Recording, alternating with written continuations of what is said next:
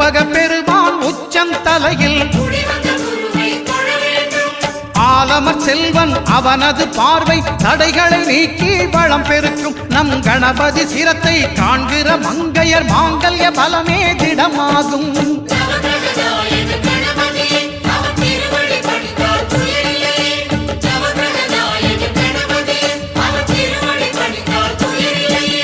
ஒன்பது கோளும் ஒன்றாய் காண